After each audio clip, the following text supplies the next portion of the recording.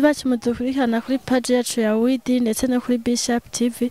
Uyu munsi rero turi kumwe n'umumama umwe mu bamama bavuza imiti y'ikirundi, niwe twagendeye tumusabe abaramutse yongera bidondore. Turabaramukije mama. Yego muraho turabashimiye.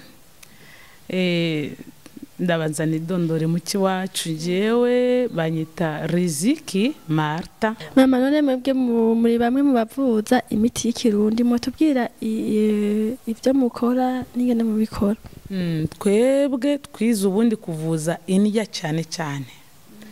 Indya niba urwaye tukamenya ngo dukoresheje tungurusumu, tugakoresha irimawe ya indi bita indimu iryirura, tukamenya ngo twayivuza umuntu gutya n'ibintu nibyo twize. No gukora ama vitamine tukamenya ngo uyu muntu arwaye gutya buze vitamine runaka tukayishakira mu byamwa mbo no mu byo dukora duhinga nk'ibi ngibi urabiruzi. Uyu hano wanyu wacu turayita ngo nikishusha, wacu tuyikayita imisoma. Noneho ngubu urwaye sukuteka gusa, uyu bundi ugira imbaraga z'uburyo butatu bwo kufungura. Harimo ibitera imbaraga, ufite ububasha bwinshi cyane.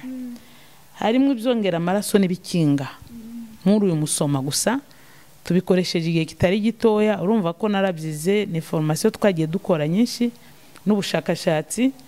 Ntabaciriyemo gati ya formation mwamwe wayikoreye he? Muri Kongo. Hamaze nk'imyaka 16 twabikoraga nyine, ariko twikorera n'ibindi byacu by'ubucuruzi.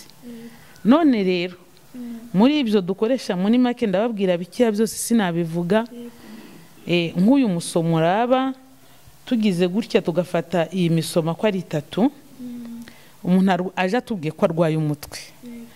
Twize umuntu wese umubiri wose, hari ubarwaye sinusite cyangwa amaso cyangwa amenyo cyangwa gorge.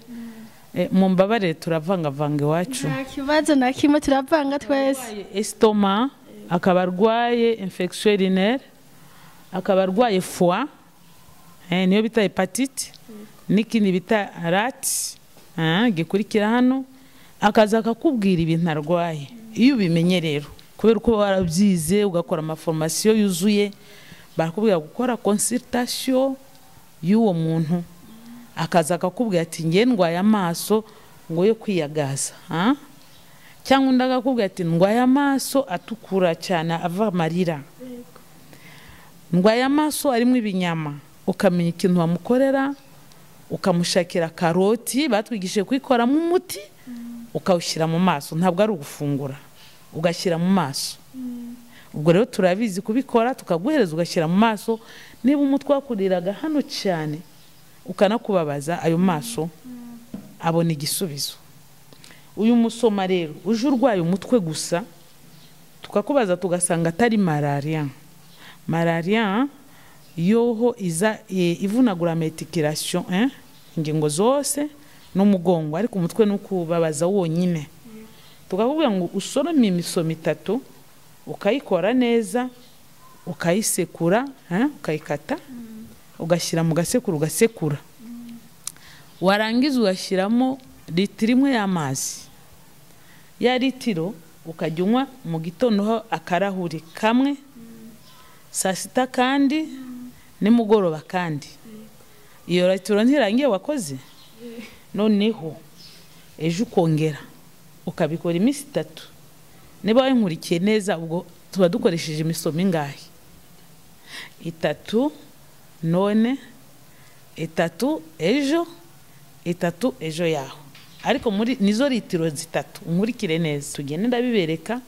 Urwaye umugongo nazabikore, tugende hariya twabirimye.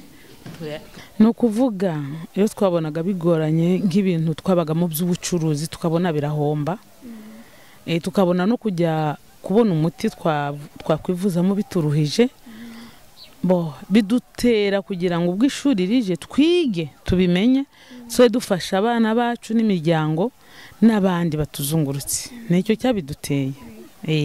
Hari abantu benshi ngaha mu Burundi nyimba uri kurantahura unyumva neza uzi ko atakirundi neza uzi aha mu Burundi abantu benshi uvuze kuvuza imiti y'ikirundi bumva umengo n'uburozi n'umupfumu bumva umengo n'umupfumu wewe babwira iki kugira ngo basobanukirwe neza yuko umuntu avuza imiti y'ikirundi atari umupfumu atari n'umurozi no kuvuga nuko twabyize n'abaganga benshi barabizi nk'ubu tuvuze nk'iri ya papayi ntimujya muyijyase ishu ntimuyijyase noneho twe kubera ko twabyize uburyo bakoramo umuti ukakuvura estoma cyangwa ukakuvura n'izindi ndwara ubwo rero niho bitandukanye twarize dufite impamyabushobozi muri byo dufite ibintu bitwemerera byerekana ko twabyize ntabwo ari ugupfa kuha abantu nk'uko wishakiye hoya twabyigishijwe n'abantu nabo bize harimo n'abazungu